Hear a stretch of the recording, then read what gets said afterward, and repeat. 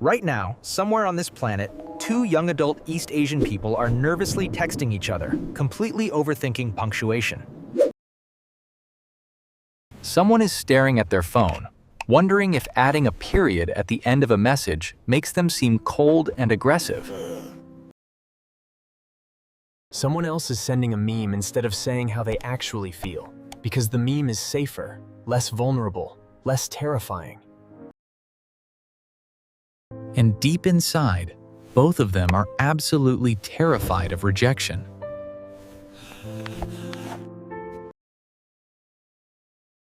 Now here is the question that should keep you up at night. Did cavemen do this too? About 3.5 million years ago, our ancestors weren't even fully human yet. We're talking Australopithecus. Small-brained, bipedal, probably not winning any philosophy awards anytime soon. Walking upright, yes. Writing poetry about it? Absolutely not. But here is something fascinating that even most science teachers skip over. Even at that early stage, scientists have found evidence of a dramatic shift in social behavior. A shift that would eventually lead, after millions of years of trial and error, to everything we now recognize as love. Before bipedalism fully kicked in, our primate ancestors were more like gorillas. Massive males, much smaller females, one dominant silverback controlling access to mates through sheer physical intimidation. It was basically ancient toxic masculinity, but with more chest beating and fewer social media posts about it. But something changed when we stood up.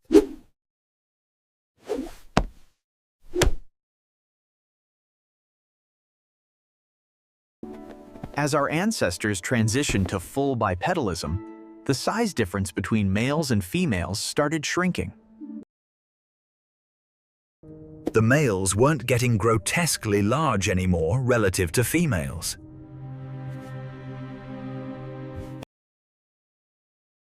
And that's actually a massive deal that almost nobody talks about.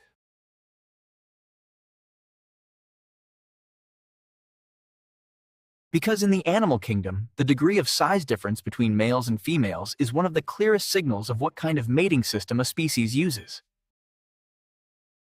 To understand this concept, we must look at how these elements interact within the larger system.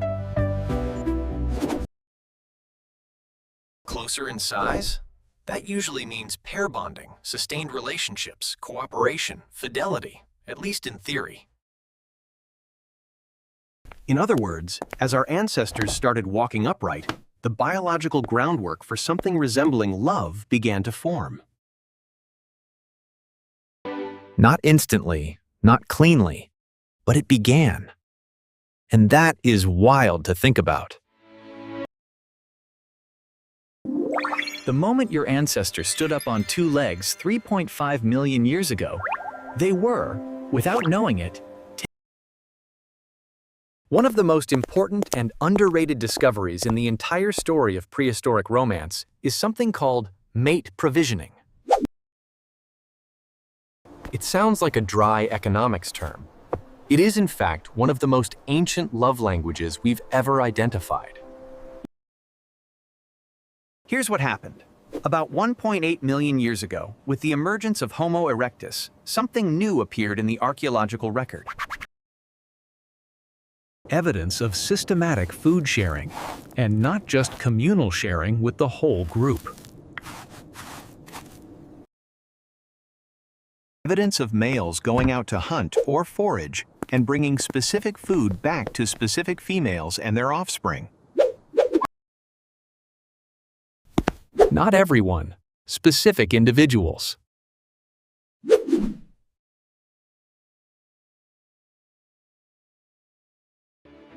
From an evolutionary biology standpoint, this behavior only makes logical sense under one condition. The male has to have some degree of confidence that the children he's feeding are his own.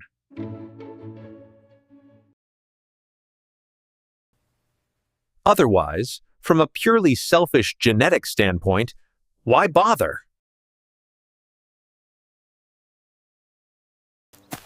Why spend your energy and take your risks for someone else's offspring?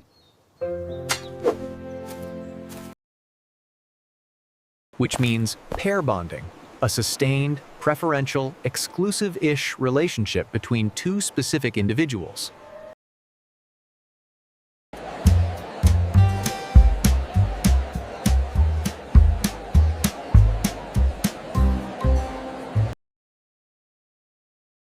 Congratulations! You just witnessed the prehistoric invention of bringing someone dinner. Oh, think about that for a second. This isn't metaphorical. This isn't poetic license. The actual, literal origin of the romantic gesture of providing for your partner, going out into a dangerous world and coming back with something specific. It predates language. It predates fire control.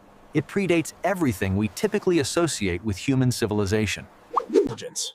And in a world where you might get ambushed by a hyena on the way home, or fall into a river, or get into a fight with a rival group, It just happens to also involve a dead antelope, but we don't judge.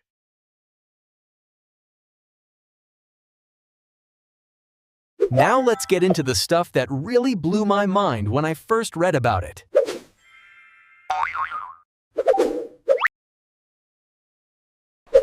Because food isn't the only way ancient humans expressed romantic preference.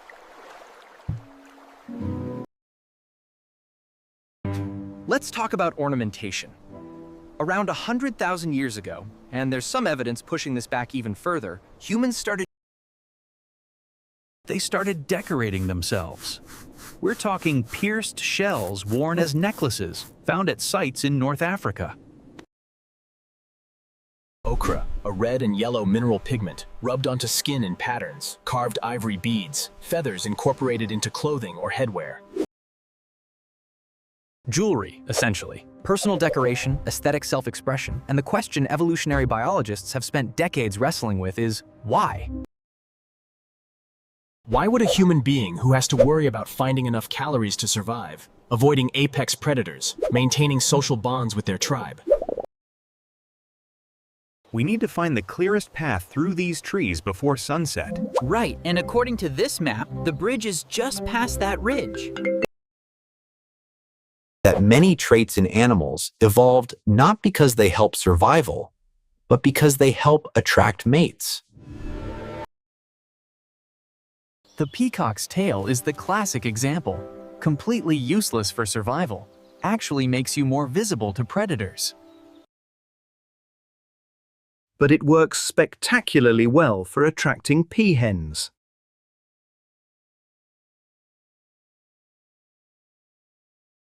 Human ornamentation works the same way. You decorate yourself to signal, I am creative. I have the cognitive ability to imagine what doesn't yet exist and make it real. I have the physical skill to craft something beautiful. We dress up for dates. We get our hair done. We carefully choose which photos to put on our profiles. The specific ornaments have changed. Shells have become diamonds. Ochre has become foundation. But the fundamental impulse driving the behavior is identical. But here's the detail that actually stopped me cold when I first came across it.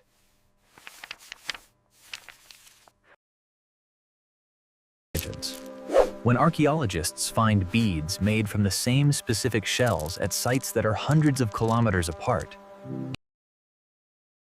It suggests that these objects were being traded, passed along networks of human contact across vast distances.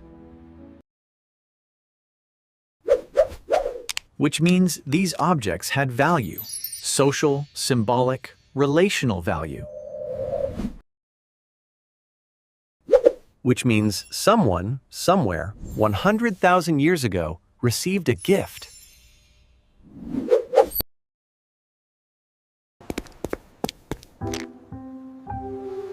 The world's first. I saw this and thought of you. I genuinely cannot think about that for too long without feeling something.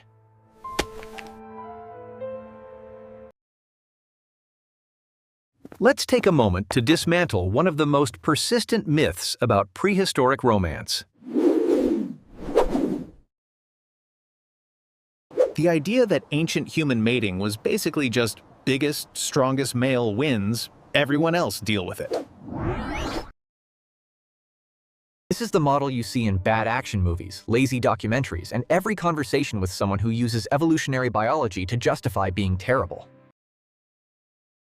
Archaeologists have unearthed a stunning array of artifacts, including this pristine jade carving and bronze ritual vessel. The dominant male takes all model is a wildly oversimplified and largely inaccurate picture of how human pair bonding actually evolved. Here's the core reason why. Humans are what biologists call cooperative breeders. Raising a human child is, from a biological standpoint, almost comically difficult and resource-intensive. A human baby is born in a state of near total helplessness that would be embarrassing by any other mammal standards. A human baby needs someone to do basically everything for it for years. This creates an evolutionary situation where one parent trying to raise children alone has significantly worse outcomes than two parents cooperating. The math is brutal. Biparental investment isn't just nice to have, it dramatically increases offspring survival rates. And this changes everything about what you're selecting for in a mate.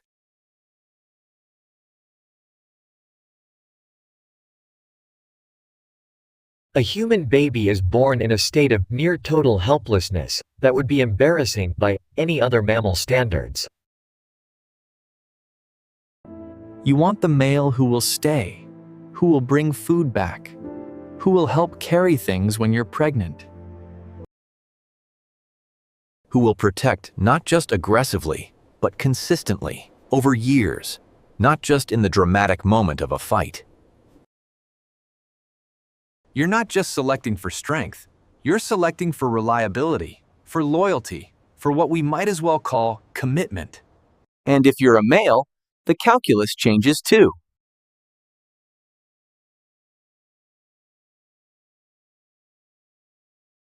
The specific ornaments have changed. Shells have become diamonds. Ochre has become foundation. But the fundamental impulse driving the behavior is identical.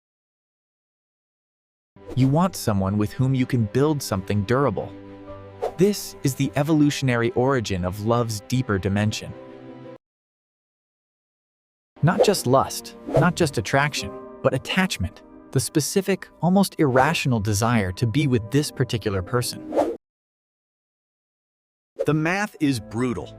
Biparental investment isn't just nice to have, it dramatically increases offspring survival rates. Love as a survival strategy. One of the most simultaneously cynical and beautiful ideas in all of science.